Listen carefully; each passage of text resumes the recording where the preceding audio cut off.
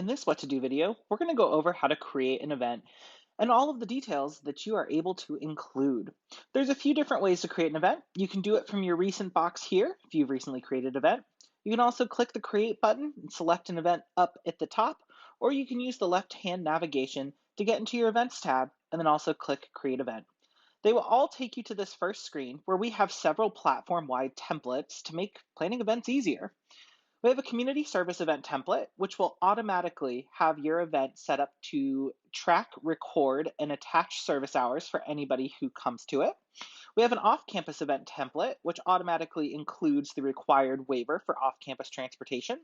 We have a private event template if you would like to upload an event that only members of your group can see. We have a social event template, which already is set up to help with the party registration and social event management process. We have a standard event template for all those things like meetings, small gatherings, pretty much anything else that doesn't fit into the other 5 templates. And then we have the tabling event template, where you're able to indicate that you're hoping to have an information table in one of the campus spaces. For this event, we're going to go ahead and use a standard event template. For this, we're just going to enter general body meeting, meet and greet. And this is where folks are going to be able to learn all about our association and what we do. For our event type, we could do meeting. We can pick any of these. These help in making sure that we're getting the support you need for your specific event. And then we, of course, have the ability to add any event tags that you want. Event tags are sort of like hashtags on Twitter, where you're able to have a few different things that help people sort through what's going on, things that they might be interested in. And for this one, let's say it's going to be a panel because we're going to have all of our current members talk about how great they enjoy our organization and all of the fun they have. And let's say that we're going to have some coffee. All right. Under Event Coordinator, this is where you're able to select which of your officers is directly coordinating the event. For this, we're going to use our first name student, last name officer account. And if we wanted to add some team members, we could do this as well. So let's say somebody else from our campus organization, we'll say Ashley, since she's a part, would be helping us with this. We're able to add her as a team member as well. If you want people to reach out with questions about your event, you can have them start a group chat, which lives in the chat box within What to Do, or it can send an email directly to the person coordinating the event. We then get into the who, what, where, when, why, and how of your event. We're going to go ahead and say that this event is going to be January 25th. It's going to be from 1 to 2 p.m., and we're actually going to do it twice. This is where recurring event settings come into play. So if we wanted to have this on the 25th, which we've already got up here, and then also let's say we want to do it the following day as well, we would just select the next date we want. As you scroll down, you can see all of the options for repeating this event as many times as you would like. And then we get to the where portion of this. What to Do is set up to directly integrate with the university's room reservation process, which is managed through a software called EMS. As you can see here, we have now selected on-campus room reservation. We've said we have 15 people. And then for this event, we're going to need 15 minutes to set up, and we might have some trash. So we'll go ahead and we say we need 15 minutes of breakdown time. In order to confirm the room reservation, you're going to want to make sure you click Book Rooms, which then opens a new dialog box. This lets you filter all of the different buildings and spaces we have on campus by room features, types, capacity, all sorts of good things. For this, we are interested in hosting it in Slater. So we'll go ahead and pick Slater Union. And we can see here that Slater third floor is available on the 25th. And we're going to go ahead and click Book. Once we have booked with the green check mark, we know we are good for the 25th. In order to make sure we also have a room on the 26th, we'll click into the next tab and we will repeat the same process. As you can see here, the third floor was not available on both days, but that's okay because we can be flexible. For the 26th, we're going to go ahead and book the Shepherton College room. Once all of these are booked, we can go ahead and click out of this dialog box. You'll notice 2 keys show up indicating that these times are now locked since these are confirmed reservations in the official university room reservation database. It shows the third floor and 400 since we have 2 different reservations on 2 different days. You're also able to say who can see the event location, You can display a map on the registration page. And then if this was a virtual event, we would be able to copy and paste all of our details right here. Since this was a standard event, it automatically took that photo we had already uploaded, but you can also choose a different photo or even open a photo gallery of photos we've uploaded before, or even some free stock images that kind of help convey what you're hoping to do at this event. Since I indicated we're going to have coffee, we're going to go ahead and pick this nice looking coffee cup with some macaroons. We're going to apply those changes, save that photo. We're good to go. If you have a flyer that you've been posting, you're also able to directly upload your flyer here, which is then included in the body of the event. As we get into more details, you can see all of these other options we're able to select. If this was a business formal event, let's say we were meeting with a recruiter from a company that we know some alumni with, we'd be able to indicate that here. But for this, we're fully casual. Jeans are totally fine. And, we are going to provide some coffee and pastries, and we're able to indicate that under food provided.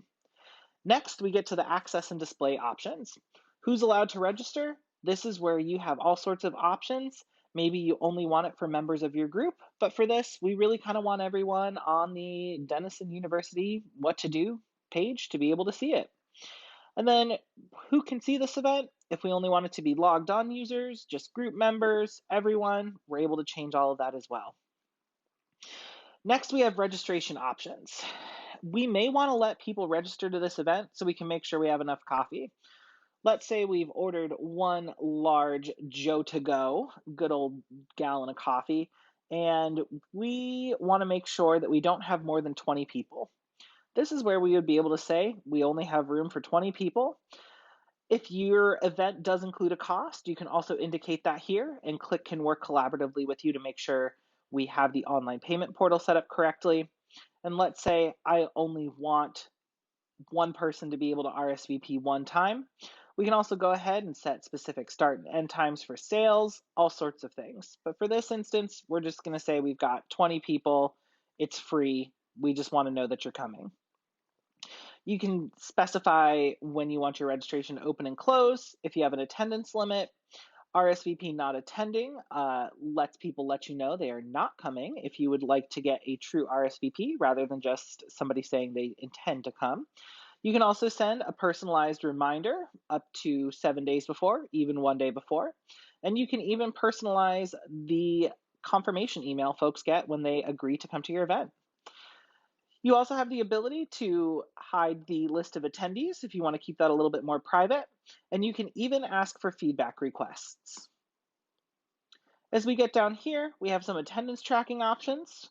This is in partnership with a lot of the devices we can check out to campus organizations from Click, where you're able to swipe IDs, scan IDs, all sorts of that fun stuff. If we needed to know additional questions, this is also where we're able to directly ask those. So for instance, if we wanted to see if we needed to provide non-dairy creamer for folks who maybe are lactose intolerant, we could ask that question there. If we had a highlighted speaker that we would want to add, we're able to add a bio, a picture, a little bit of details about them, which is a really nice way to flesh out your event. If it's being sponsored by somebody, you're able to indicate that and all sorts of other things. For this one, we're not going to use the waiver, but I always do like to highlight it that you're able to include the approved Denison waiver for off-campus and high-risk activities. We're going to go ahead and say we're comfortable with how our event currently is, and we're going to hit create event.